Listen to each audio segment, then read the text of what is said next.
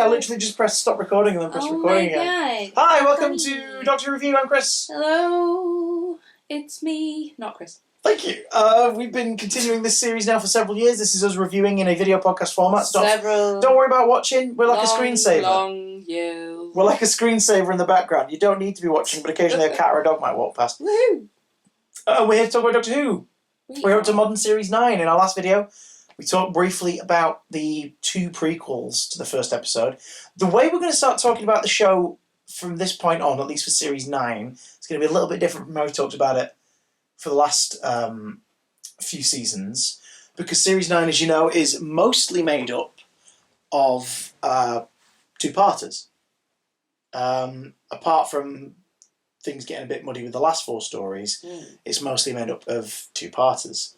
So we're just going to talk about them as complete stories. It's a little easier, I think. Yeah. Because there's a lot to cover. It's more... I think they said edible. What's the word? Digestible chunks. Digestible.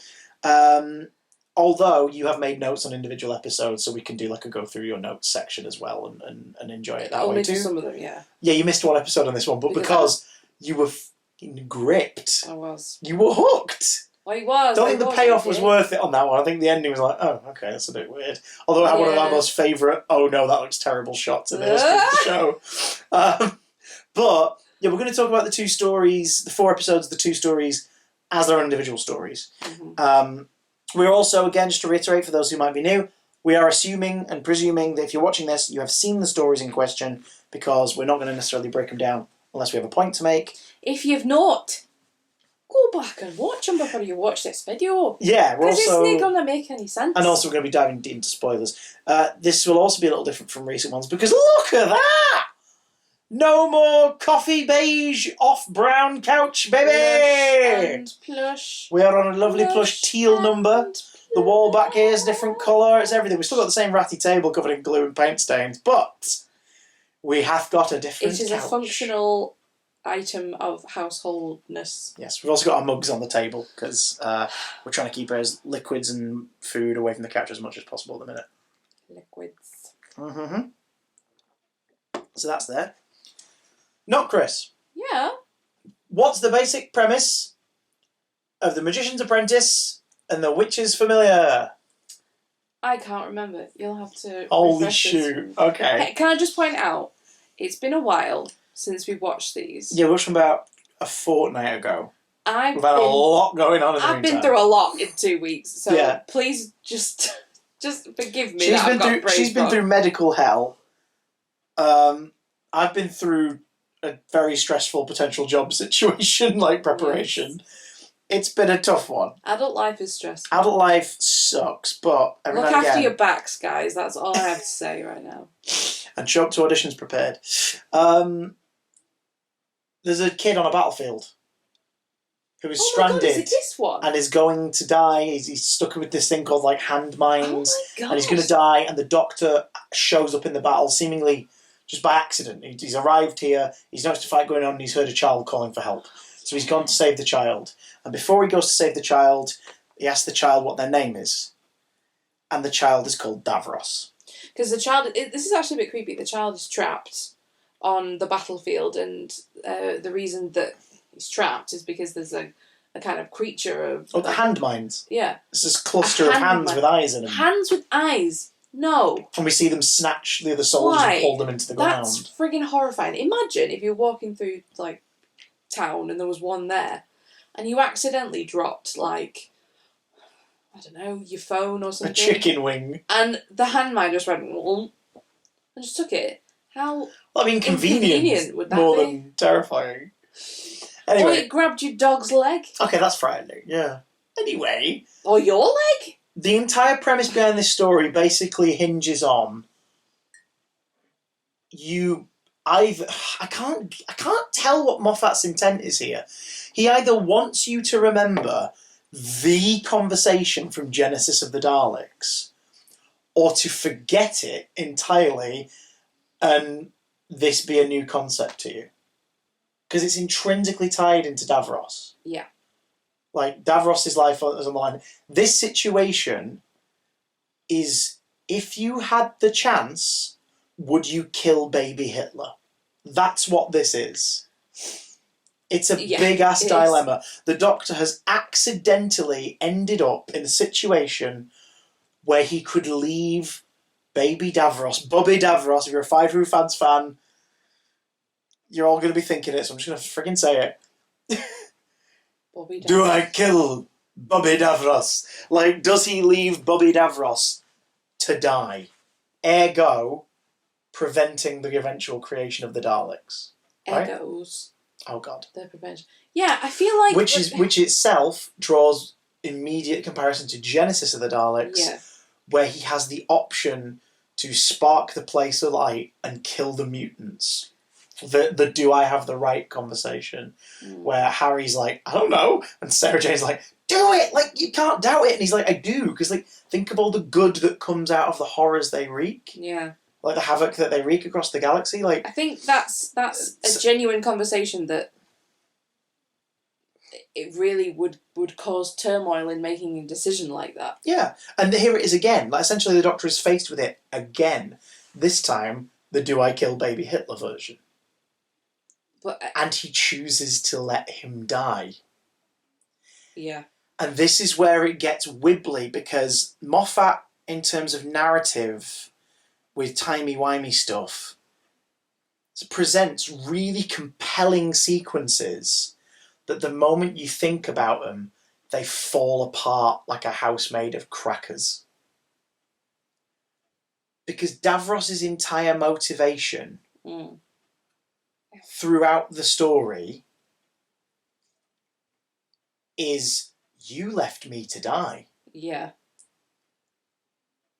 But now I'm dying, I need a favour, and it's all a trap, and we'll get into Davros's trap. But the whole point is, he's like, I remember that. Yeah, the Colony Sarf's message, the man made of snakes, which is a great visual, but, like, why this story?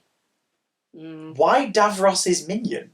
That's a weird, like, character to have. What's the connection Where here? did they come from? Like, is the implication that they're like a bounty hunter or a notorious criminal that no one's got anything on? Like, they walk/slither into the Shadow Proclamation and don't get detained. Do you know what I mean? Because we get that little series of location cameos at the start where Colony Sarf's looking for the Doctor to give them a message. And they go into this bar and they scare a bunch of Ood. And I'm like, those Oods are having a drink. Don't be rude to that Ood. They go to the Shadow Proclamation, and we get the lady playing the head of the Shadow Proclamation again from the Series 4 finales. We get a Tennant-era character show up with a little Jadoon cameo. Continuity. Little Jadoon cameo.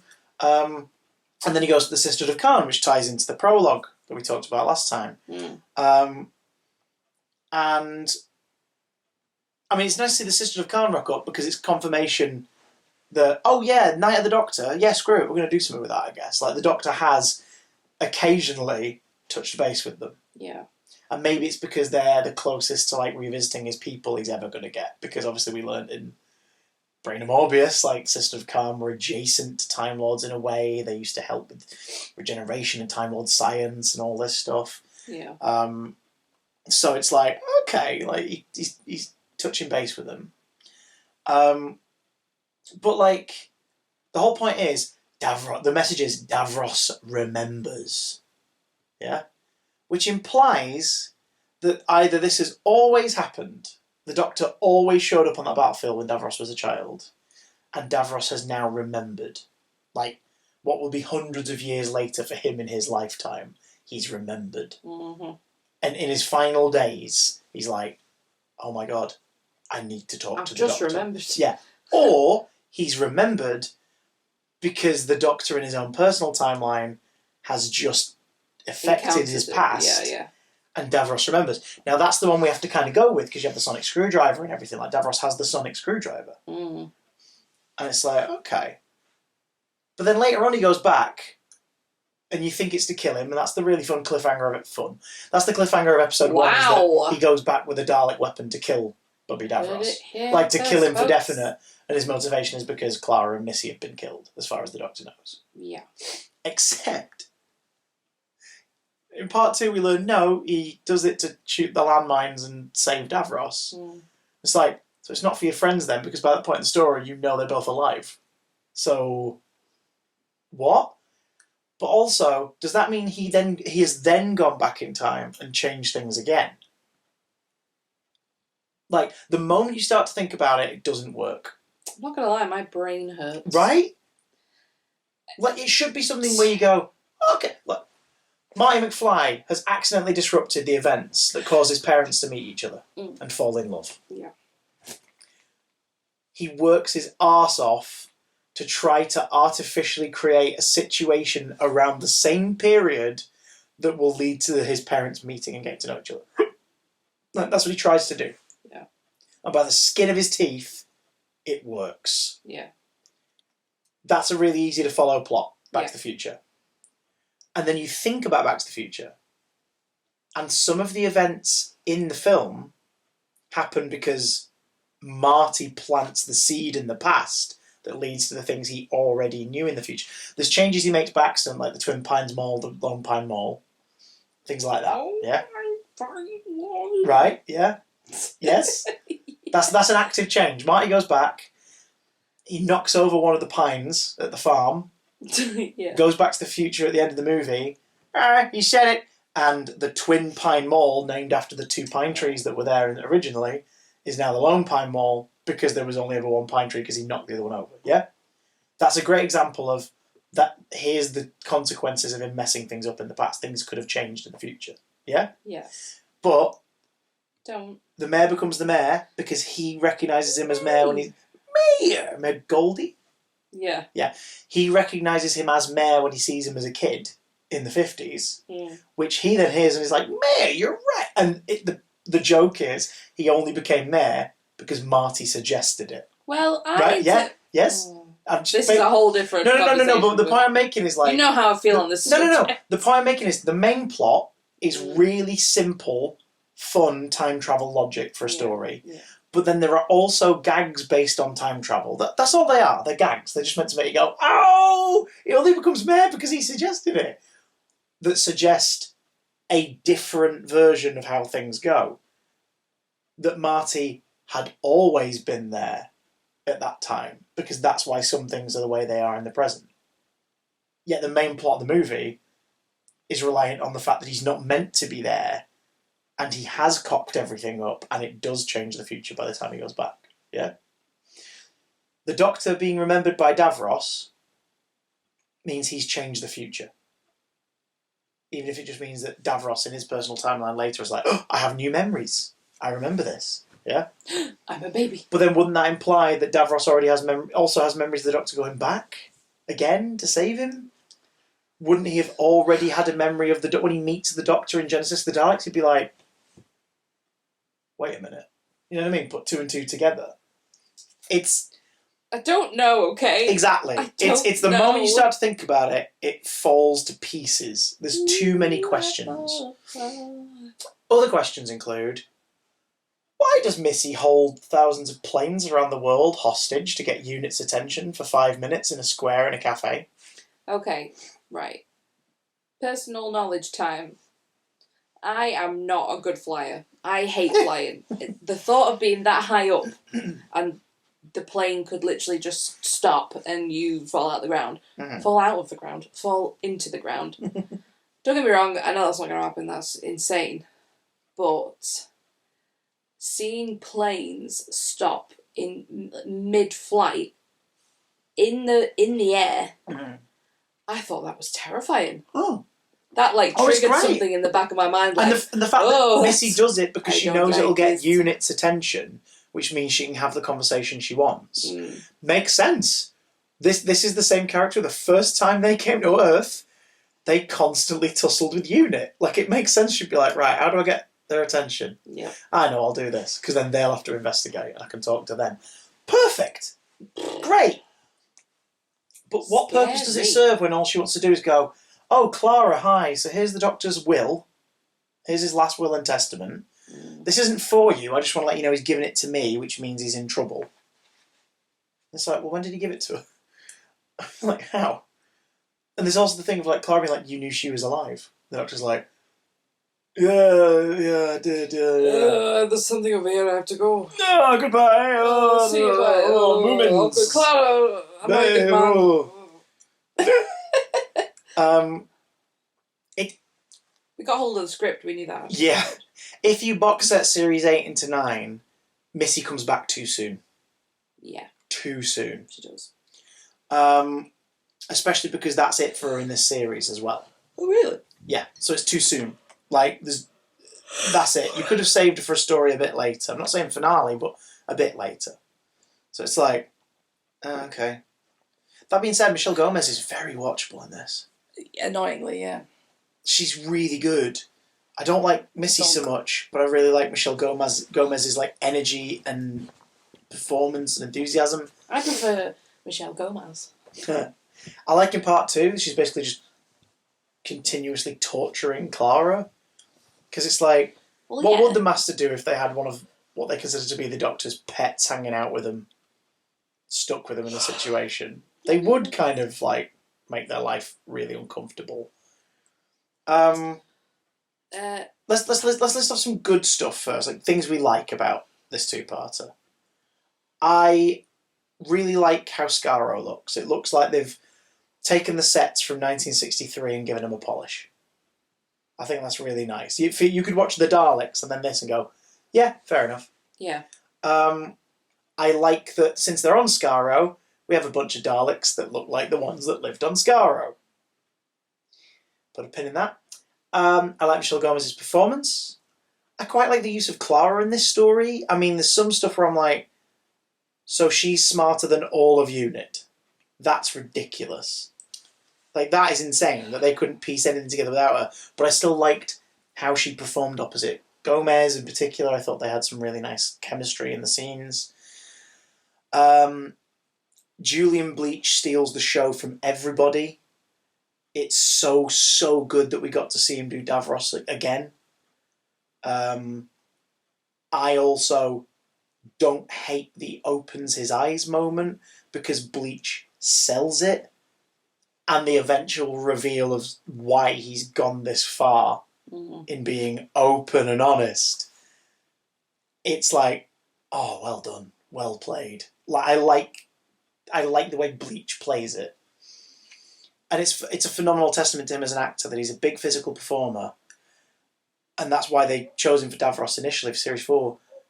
Because it's about, like, his physicality and being able to use his limited, like, range physically of just having one arm and a head to move. Yeah.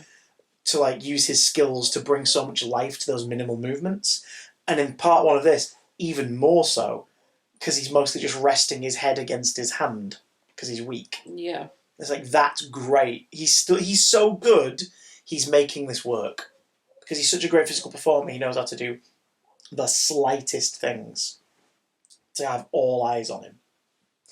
I think the guy who plays Colony Sarf is having fun. I just wish the character was in a different story. They don't really fit in this. It's just weird. Although he is gliding around on his hoverboard. Oh, there's another Back to the Future connection. Which is gliding the robe scenes. It's just the actor is literally on a hoverboard under the robe, gliding around. Oh, yeah. Like, he's having fun, but he doesn't really fit in the story. Yeah. It would have been nice to have seen him in a different story, basically. Because that is a cool visual when he falls apart in the robe for the first time in the medieval castle. It just sort of unspools. Like, his face, like, uncoils, and you see the mouth go one way and, like, the eyes go another. It sucked. They did Boar dirty. They did Boar dirty. I hate the fact Boar was apparently a Dalek spy all along. I think that's bullshit.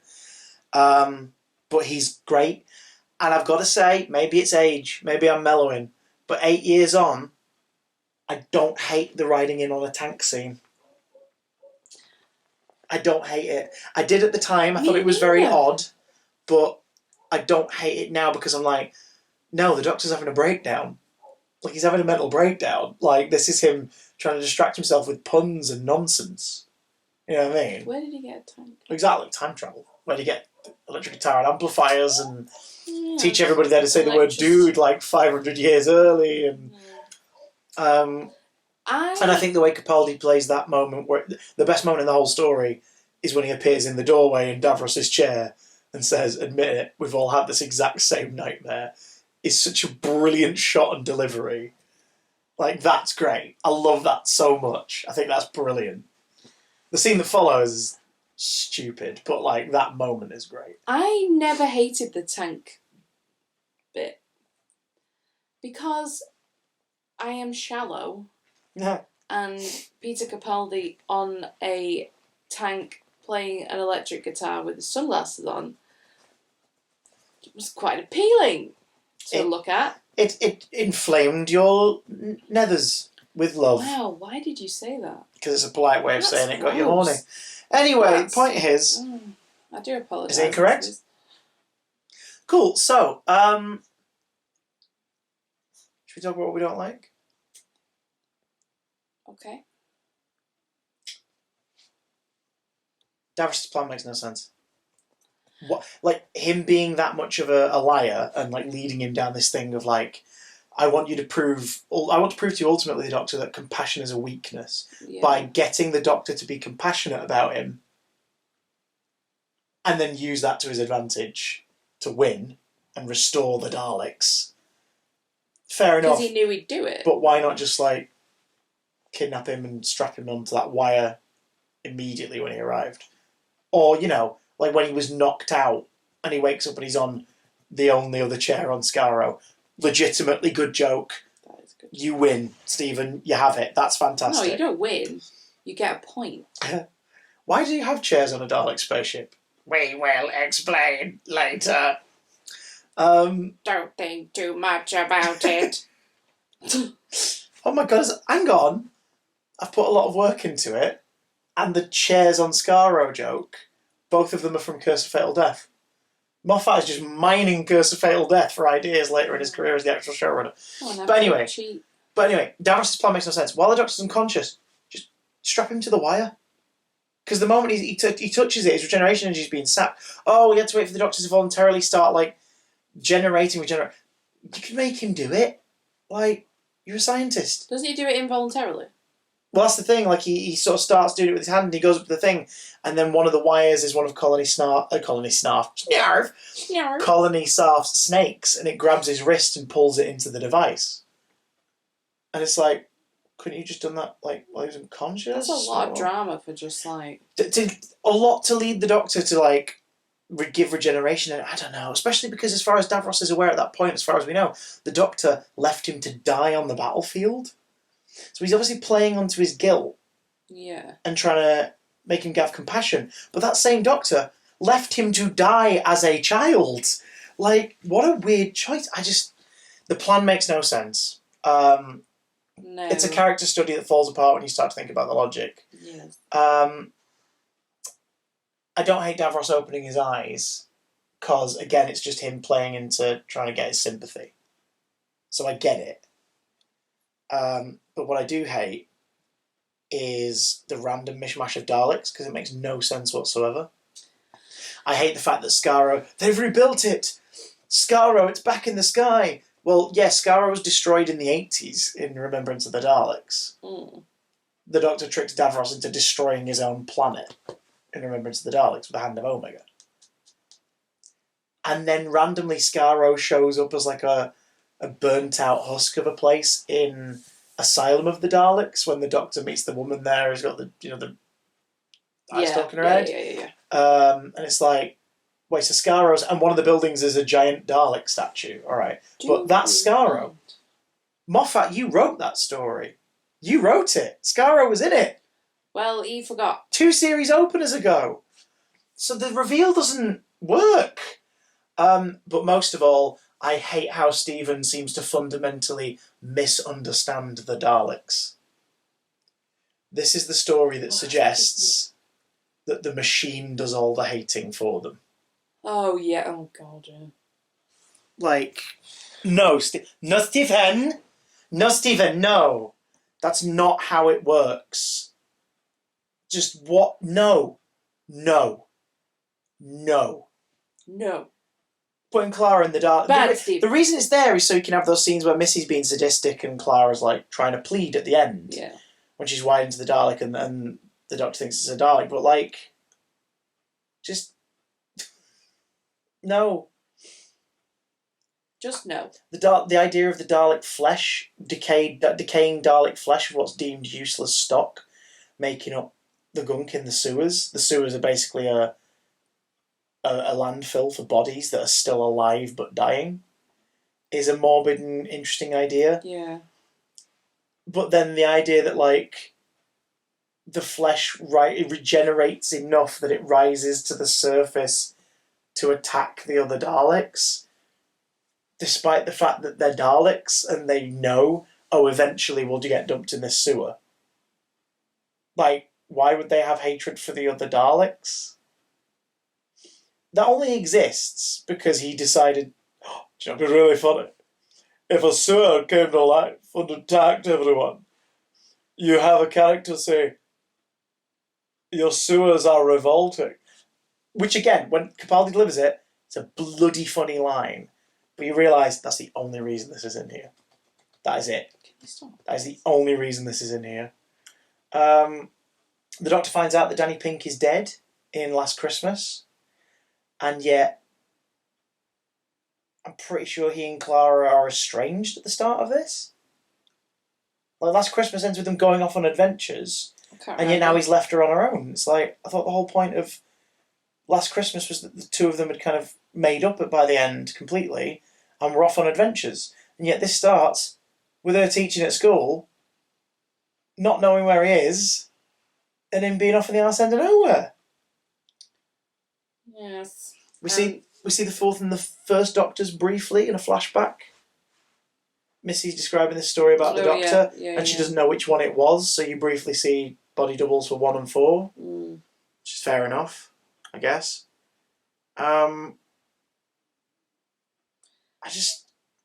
This story leaves me feeling nothing by the end. Yeah. I switched off halfway through. Yeah. Because there's been, I don't know, there's been so many, well, no, it's Dalek fatigue for me. Yeah, oh no, that's always a big thing. I'm still not over it. I remember even you were like, why is the black one there? How can that be there? Yeah. It's like, I think they just got as many props in as they could.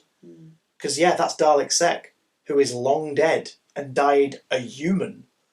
Like, a human hybrid creature. Yeah, exactly. Like, why is it that Supreme Dalek prop? That one Supreme Dalek died at the end of Series 4. It's intrinsically linked because it was in the last story Davros was in. So it's like, why would that be here?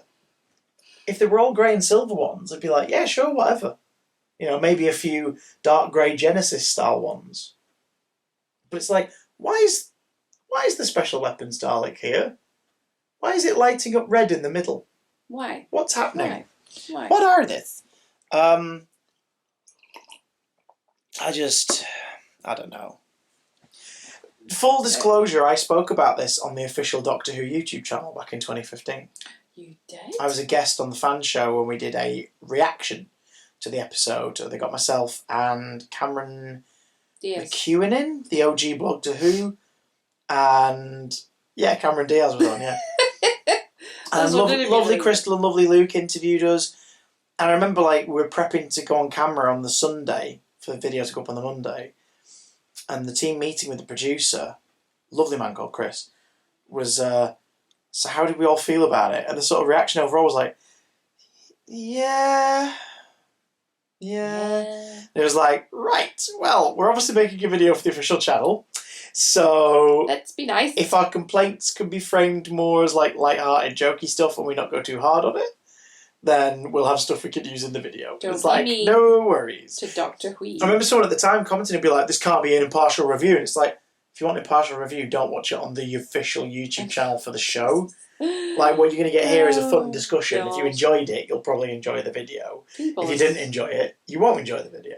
It's so weird. But here's me giving my unofficial thoughts since we never got up to this series in Time Team.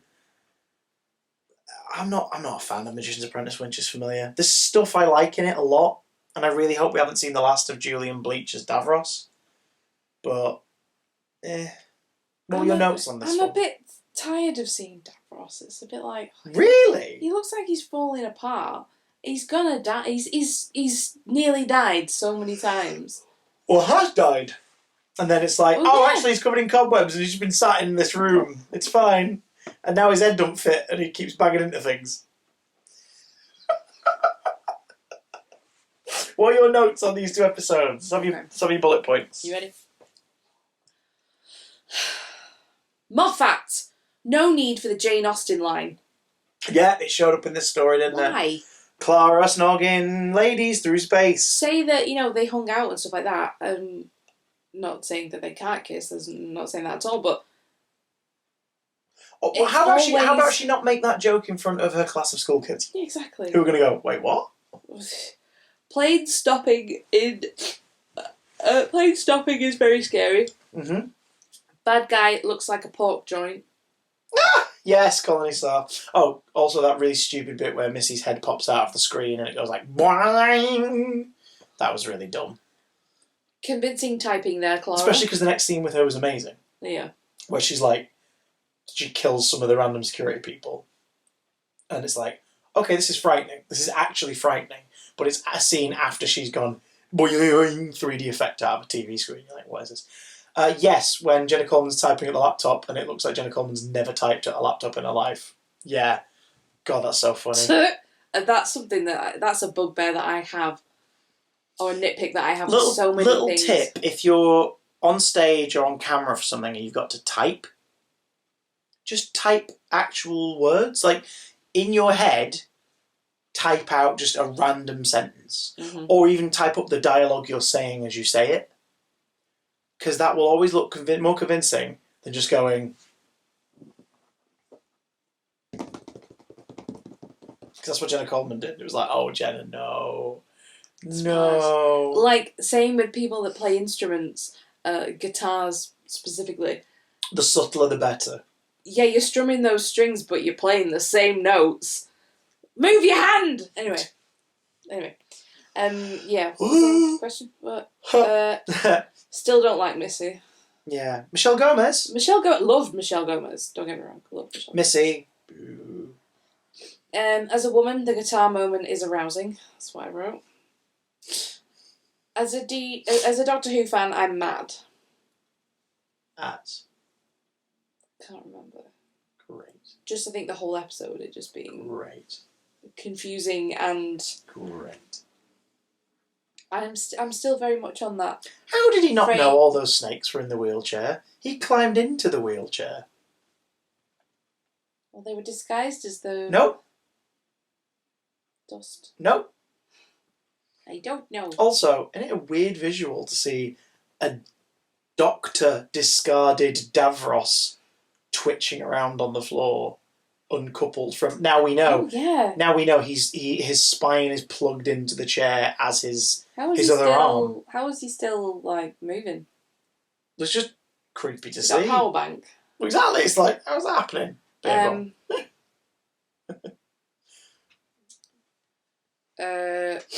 Which is familiar, yeah, that's the second one, isn't it? Yeah.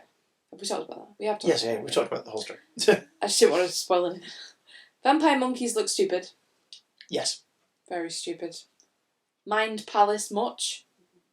Yeah. What bit is it? God, Dolly's snoring really loud. Well, there's a bit where there's like close-ups of the Doctor's face, isn't there?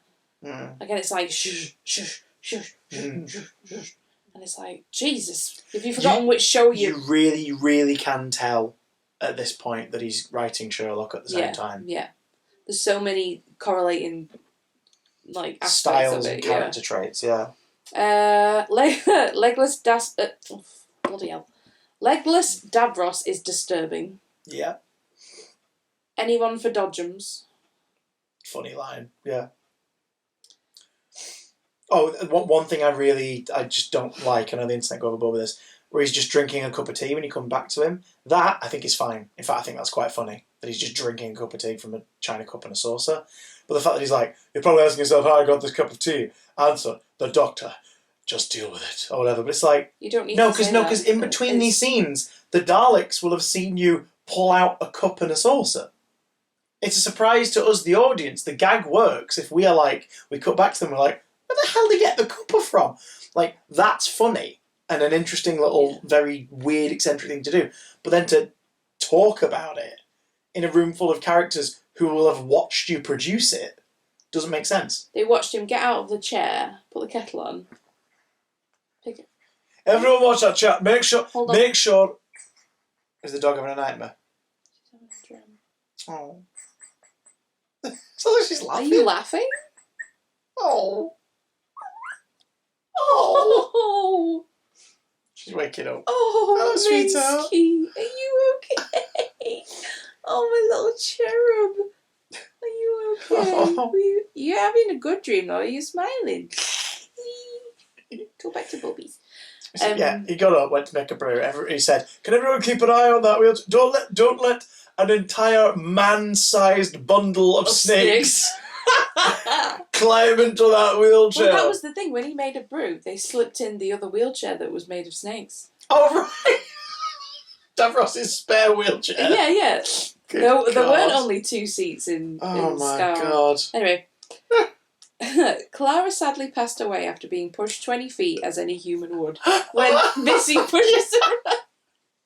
What? She wasn't even concussed. She didn't have a scratch on her. Bullshit. Right there. Oh no, I'm so sorry. I've written a really bad joke. How did the doctor not see the many snakes in Davros's chair? I don't know. How did the doctor not see the many snakes in Davros's chair? He must have thought it was insulation. Oh, good Lord. Oh, good Lord. Oh my god. But the only other chair on Scarrow with a laughing face, because it's very funny. Julian Bleach's delivery is amazing. I seem to have written these. Davros is not without sass, so the fact that he got to do that was quite funny.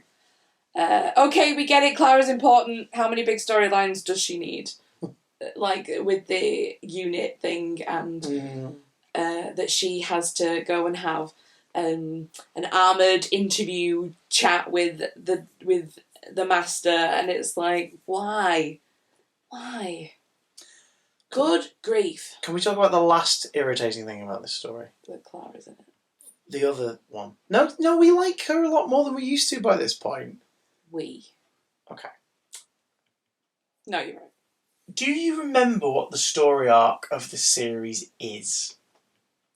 Because this episode, in the last 10 minutes, shoves something down your throat that makes no sense, and then is randomly sort of referenced throughout the rest of the series. Last year, a bit more followable. People died, and at the end we'd see them arrive at this afterlife and be like, what's going on? Davros just randomly goes, like, your regeneration energy is like powering me up. Did you run from your people because you were, bored, or did you run because you were scared? Because you know of the legend on Gallifrey. The myth. A hybrid. 2 great warrior species, like, blended together to create the ultimate warrior. Do you not think, Doctor, perhaps you were scared of your part in that role? Time Lord and Dalek, and you're like, what? Where the hell has this come from? Where's this come from? Right? Put it back. Do you remember where all this leads? Yeah. Do you? I do. Okay. It's to do with Jodie? No? Oh, No, it's got sod all to do with the next era. It's resolved this series. It's Why are you miming? If people are watching this have already seen it. I don't want to spoil it. It's what? Clara. No. The Doctor and Clara. As a pairing. Those great warrior races. It's so it's a ham-fisted bun vendor. Excuse me? Anyway, speaking of stuff that we like, yeah, I think we both really enjoyed Under the Lake and Before the Flood. Really enjoyed it. I hadn't watched this since broadcast because I remember feeling a bit cold about it all. Just like, Were you a bit chilly? No, but like overall I was just sort of, Do you know what I mean? Yeah. But I think on reflection, that impression is more based on... Do you want to swig on my tea? No, it's Earl Grey, isn't it? Is it? No, you made it. Oh, God. No, it's normal. PG. Okay. Like, I think the reason why my impression of the story on reflection was always, I don't know, is because of 2 factors. I think it's the ending. I think the ending is, yeah. Oh, okay, that's how it's resolved. Yeah. And as a whole, I think part 2, Before the Flood, is much weaker compared to part 1. Part 1, Under the Lake, is a lot better. But also, I think my feelings on it are a bit because you have 2 phenomenal guest actors. 3, if you count the voice of one. Who are kind of wasted in this. So, for those who don't remember, this is the one with the ghosts in the underwater base, and they realise that it might be tied into something on a ship that's there, and this inscription. So the Doctor takes several members of the team back to before this, like years before, during the Cold War, to before this was a lake. Back to when the ship was first allegedly spotted, this alien spacecraft with this empty sarcophagus in it. Isn't the word sarcophagus just really cool? It's lovely, isn't it? Oh God, sorry. Part 1 is a fantastic. Oh, sorry, fizzy tea. Part 1 is a fantastic base under siege story. It's like a Troughton story's just gone, oh sorry, I was having a nap, and then just joins Doctor Who again. It's so tightly done. I think Toby Whithouse writes a really solid Part 1 here. It teams up nicely with stories like the Ganga 2-parter or the Satan Pit, Impossible Planet kind of vibes. It works really well in that way. I think the ghosts look fantastic. I love the way that the Doctor is instantly dismissive of the idea, but then the more he learns about them, the more he's like, oh my God, no, but, that's what they are, I guess. Why not? Let's call them that. This is weird. I'm confused by all this. What happened? Let's do it, yeah. What happened? I like the design. Yeah. The sort of sunken... Very creepy. The almost caveman-like expanded brow, but then the sunken eye sockets. Yeah. Looks really good. The fact that they're talking, but obviously you can't hear them. Yeah. And the fact that the first one, the ghost story vibe set up because the very first one looks like a Victorian gentleman. Which is what? Isn't it the year 2073 or something like that? What on earth is... 2119 is when it's set. So the first one being in Victorian clothing is oh my God. But obviously eagle-eyed viewers are wait a minute, his face is very alien. What's going on here? Well, I've got to say that, I mean, making anything Victorian is automatically creepy. To do ghosts. Yeah. Because they absolutely loved it. But then obviously when we get to Part 2 we realise, no, it's a style choice that is based on the last time we saw... are they called Tivolians? I think they're called? Yes, Tivolians. This one is played by the wonderful Paul Kay. Dennis... All I know. Oh, I love from telly. Dennis Pennis himself. My favourite foul-mouthed fox in all of puppetdom. Can you not? Just call me... Beep. And yeah, it's the Victorian garb fits in because the last time prior to this we saw a Tivolian, it was the one played by David Williams in The God Complex, the last story that Toby Whithouse wrote. So he's obviously gone, well, we're going to have an alien race, drop this spaceship off at this point in time. Yeah. And screw it, let's use an alien species that I created, You're scratching the dog's leg. I got that bit. An alien species I created in our script. Why not? And David Williams' character was wearing a certain kind of shirt and jacket and everything. He was very kind of, certain dress. Yeah. So this one being sort of in a Victorian Undertaker kind of style, and the fact that he is an Undertaker makes sense. Yeah. But obviously it's there thematically, so that in the first story you're it's got to be a ghost because look, they're dressed like the olden days. Excuse me. But I feel that Paul Kay's wasted. Obviously, Part 2 lets him flex his muscles a bit more. But it's Paul Kay. I want to see Paul Kay doing more than this, even if he does make a bondage joke. Yes. Yeah. That made me feel a little bit a dom sub relationship joke with the Doctor. Yeah. It's just sort of okay. For a kid's show. It wastes Colin McFarlane. Colin McFarlane, he's the captain of it all. Yeah. The great Colin McFarlane has about 5 lines of dialogue in the opening scene and then is a mute ghost for the rest of the story.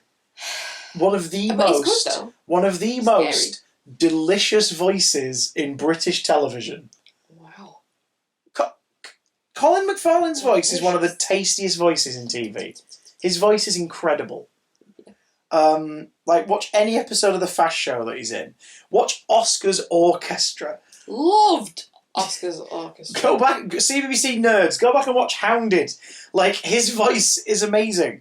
Every time I look at him, I instantly hear him doing an American accent as Commissioner Loeb in The Dark Knight.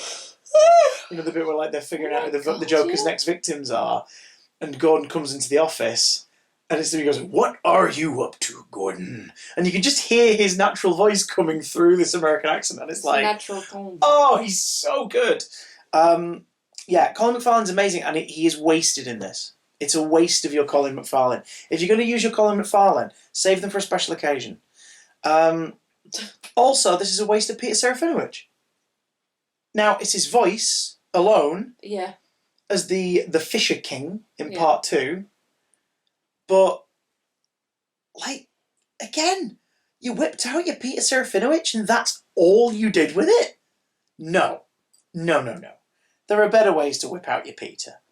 I think the Fisher King's really boring.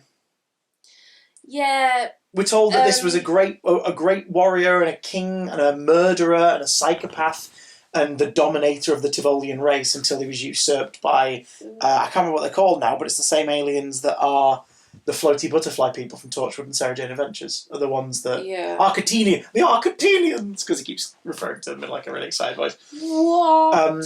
They killed the Fisher King. Yeah. And took over the Tivolians, took over their planet. What? But when you see the Fisher King, it's like, what does he do? He just lumbers around, and he's kind of got a sword arm, sort of. Does he? He's got a big blade coming out of his hand. He looks a bit like a background monster of World of Warcraft. He looks like a slightly gnarlier version of a Power Rangers villain. With about as much credit, movement. you know. He looks like someone took one of the alien costumes from Independence Day, cracked the most interesting things off of it and put it in a skirt. Oh, goodness me. Thank you. And yeah, we'll mention it before someone in the comments does. Yes, he's technically voiced by 2 people. He's voiced by Peter Serafinowicz, and his vocal roars are provided by Corey Taylor of Slipknot Stone Sour. I have to mention that before I forget. Thank you. So... Is anybody else going to get that? If they don't, then they're uncultured swines. If they don't, they're unworthy. But, I think the Fisher King's kind of pointless. Yeah. I think part 2 works... The problem is, part 1's a great base under siege story. And, like, everyone getting picked off, like the financier and everything getting picked off, and, like, the more people becoming ghosts. And the whole way the ghosts are presented, the way they hover, the idea of they don't come into the Faraday cage, and they only come out at night. Well, the night cycle of the base. Which is like, that's weird. Because they're underwater, they don't have... night and day. Yeah, so but then it's like it's the whole thing of, but they only come out at night, like a ghost, and then that realisation of, no, actually, it's because the electromagnetics of the base are different based on the settings, and they can only come out during this time. And obviously by the end of it we realise they're a beacon, they're trying to summon, the more ghosts the Fisher King creates, essentially, the more of a broadcast these things are sending out, which will eventually bring his people to Earth, and then they can take Earth. Presumably in the year 2119, like the later part of it. But his casket... No, he's still already in his casket, isn't he? Because they can't open the casket in the future. No, yes, they can't open it in the future.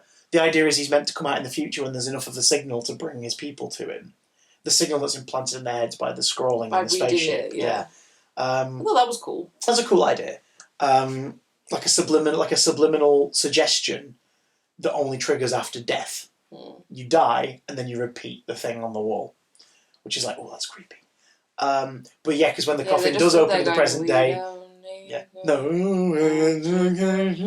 But then the coffin does open in the present day, and it's the Doctor, because that's how he's got back to the present day, by being in suspended animation in the coffin. But the problem is part 2 becomes a butterfly effect story. Specifically, a bootstrap paradox story, because it has that incredible opening which is narratively detached from everything, where the Doctor explains directly to the viewer what a bootstrap paradox is, which is a brilliant monologue by Capaldi. It's fantastic, and it's one of those things that drives some people nuts, because they go like, but where does this fit in? Who is he talking to? Why did this happen? It's like, it never happened. None of this happened. This is a narrative device to explain to you, the viewer, a cool thing in a cool way that allows Peter Capaldi to monologue to camera. do some great bussing around the set, show us the TARDIS since it's had a bit of a redecoration in his tenure, and have him perform a guitar riff version of the theme song over the opening titles. That's why this exists. Also, he took something apart to make a Clockwork Squirrel. And then in part 2, there's a little Clockwork Squirrel sat on top of the magpie amp at the start. That was very funny when he says, like, Clara, where's my... So where's my watch? Or whatever, just like, you took it apart to make a Clockwork Squirrel. That was very cute, the way she said that. It was like... Coleman and Capaldi in this are brilliant together. They are brilliant together. And I think this version of Clara, if this version of Clara, written by Toby Whithouse, had stuck around more, I'd be fonder of her. Yeah. They have a great rapport. I also like her shoes. Her fits have always been amazing. Yeah, The outfits for Clara have always been on point. They've always been a really good wardrobe. They look like... She always looks like she's comfy. Functional but comfy. Cass, Lunn, O'Donnell, Bennett and Pritchard, the supporting cast, and Moran obviously before he gets ghosted at the start, the supporting cast are one of the best that we've had in seasons. They're so good. Like the whole, right, we could get you to the surface, this, that, the other, now we'll get you sent out, the rescue ship comes for you and we'll do this, that and the other. But they're trying to get that help and you have that bit where he sort of is like, we leave and we do this and la la la. But ghosts though. Yeah. How are they ghosts? And you can see that it's that whole thing of he's talking to a room full of scientific minds who are all like, God damn it, no, we've got to find out. We have to find out. It's so well performed by them all. The brainstorming sequences between them all, the bit where they try to trap the ghosts in the Faraday cage is so good.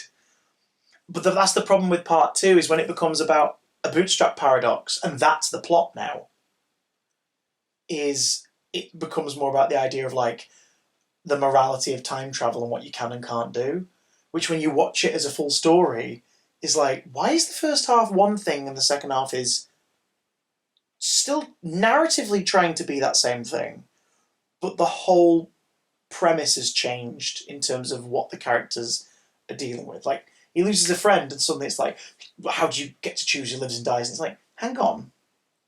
That is an interesting point. But we're derailing the story for the moral quandary. We're derailing what's happening to deal with the moral implications of you let people die all the time. Well, I can't change time. It's already happened. Like, but you can. Because how does this story get resolved? Bless you. Arguably, they changed time. And it's like, do they? Was the Doctor always in the coffin? Presumably. But then why are ghosts being created in the future? The ghosts happening in the future are the reason they go back. Do you know what I mean? It's a bit like, it works fine unless you have a bit where they'd start to question, why can't you just change things? Because like they double back on themselves at one point. Yeah. And it's like... in that workyard. Yeah, and it's like, Have you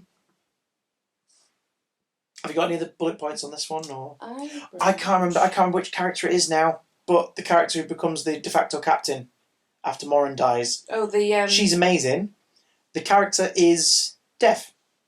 So half of the characters are speaking and doing British Sign Language, BSL, at the exact same time.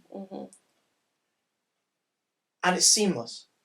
Yeah, it's brilliant. It leads to one... They decide to use it for one set piece in particular. It's like, we can ramp up the horror slightly here when she's being stalked by the ghost and she doesn't know. Yeah.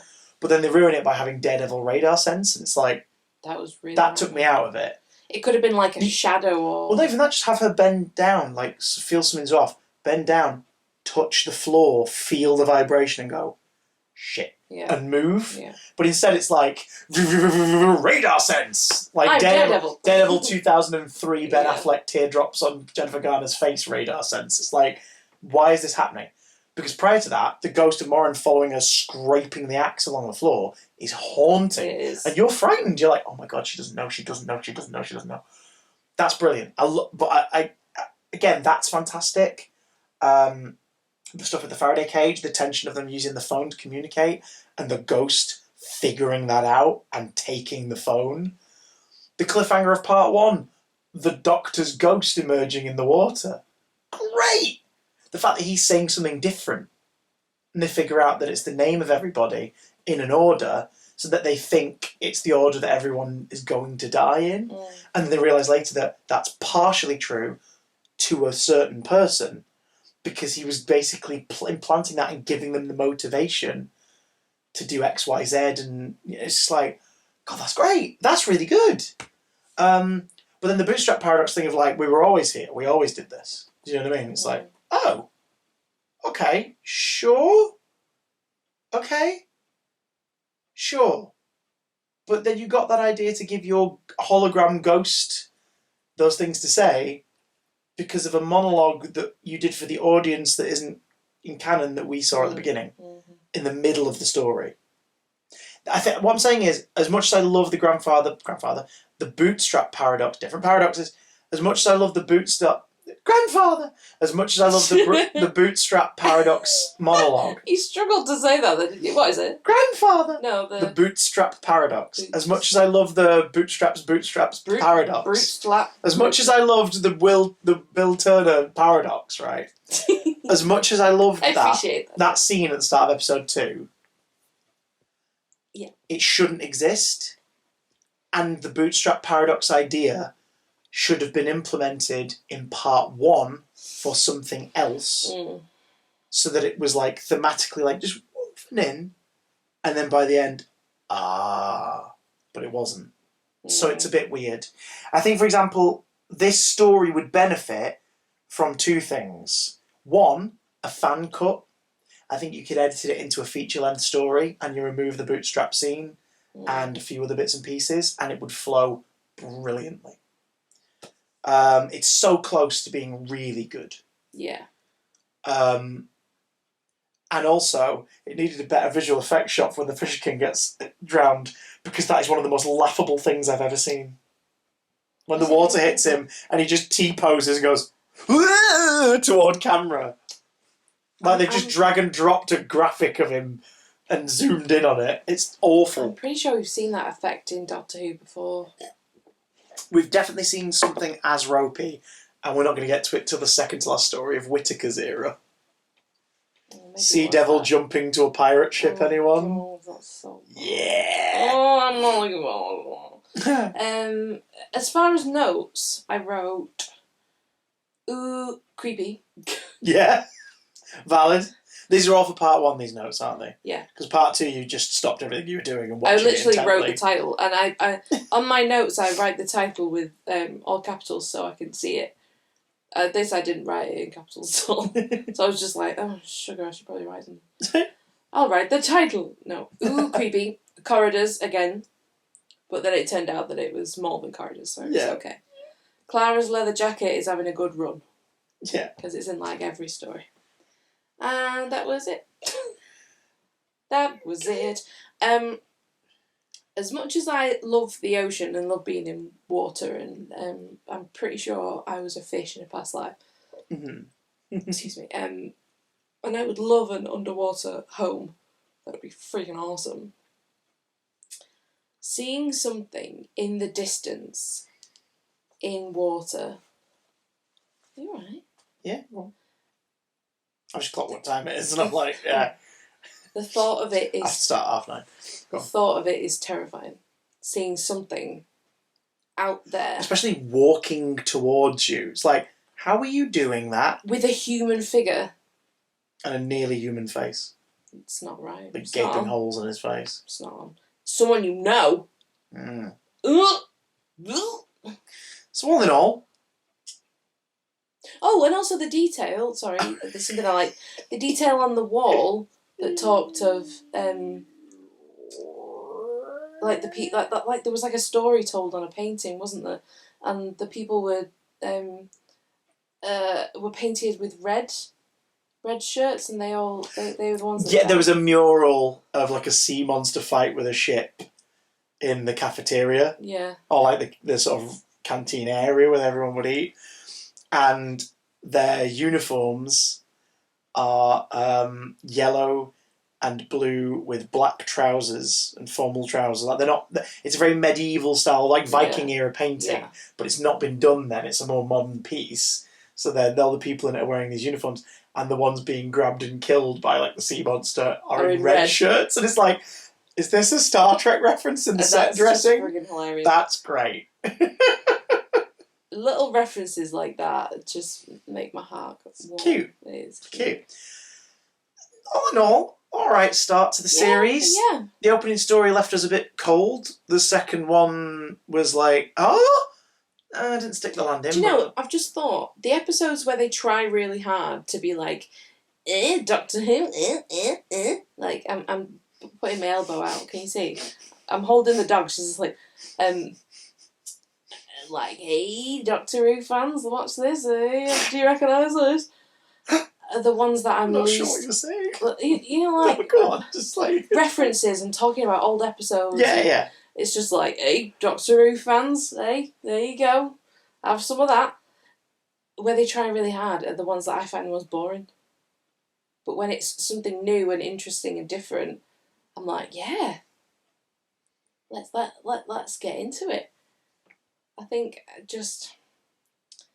it's at that point where it's like, it's trying to be really impressive to the older generation of people watching Doctor Who, and it's not about the kids anymore at all.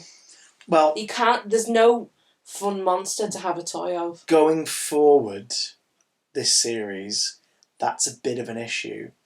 This series, very much overall, I think forgets that it's meant to be for kids. Yeah.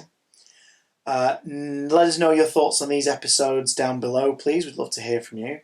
Next time, we will be talking about the girl who died, the woman who lived, the Zygon invasion, and the Zygon inversion.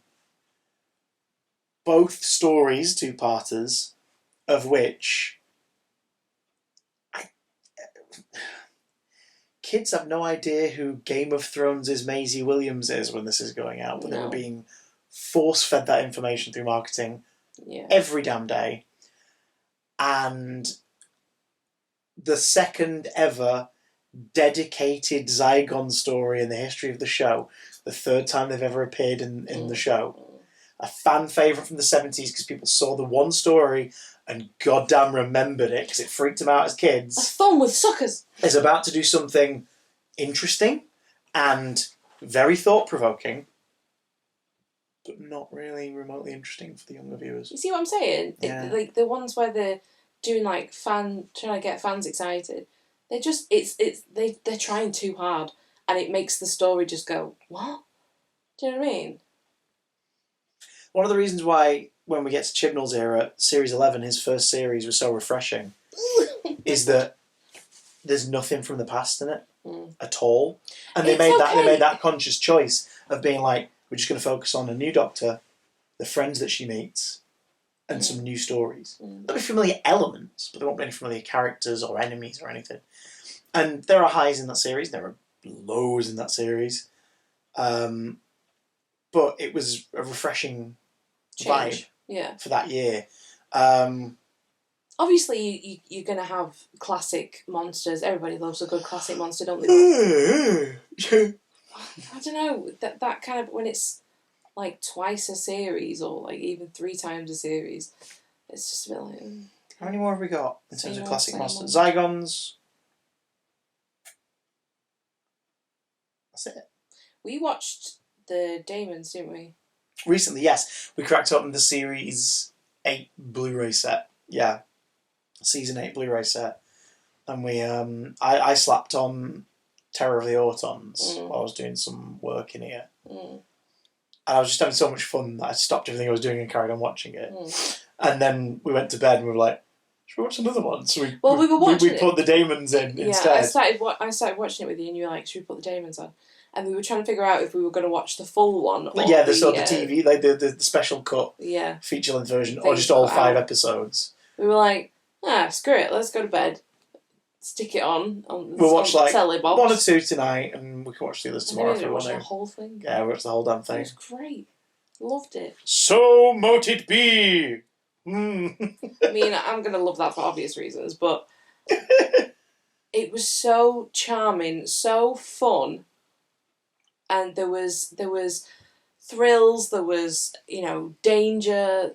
The whole thing with the TV presenter for like the Look North style program is so funny. It is funny. And so well done. With that archaeologist guy that's just like shouting at him. Like seeing a chunk of the show through the lens of it being a TV documentary that's happening. And like a local affairs thing. Like being Brilliant. On the TV and then it backing out into it's through the camera. To really Benson cool. and Yates and Joe watching it. Yeah. Brilliantly done. I miss that so much that it goes back to like scenes where the Doctor's not in it for ages. Yeah. And it's the companions. Like I love that era where he's with Unit. I thought it would drag a lot. I know at the time I was do you know what's insane about that? Like I remember going into that thinking you'd be miffed by that, and I think you were a bit, but you fell in love with the supporting cast. Yeah. And on reflection, when we now, because for those who followed this series, we watched the Third Doctor's era as part of our marathon in like 2019, and when 2019, maybe a little bit into 2020, and when we did. I was so worried that era would kind of bore you because obviously your fondness of the program for the modern era had been from like going everywhere and exciting. You'd made jokes about like God, we have to keep going back to bloody London and all this stuff. And obviously the Third Doctor's era for the most part is we're stuck here. Yeah. And I thought you were going to hate it, and you were a bit with some of the stories, but since 2019, when we've talked about Classic Who, you always bring up that era. Yeah. When you're talking about stuff you enjoy or stuff you miss from the marathon.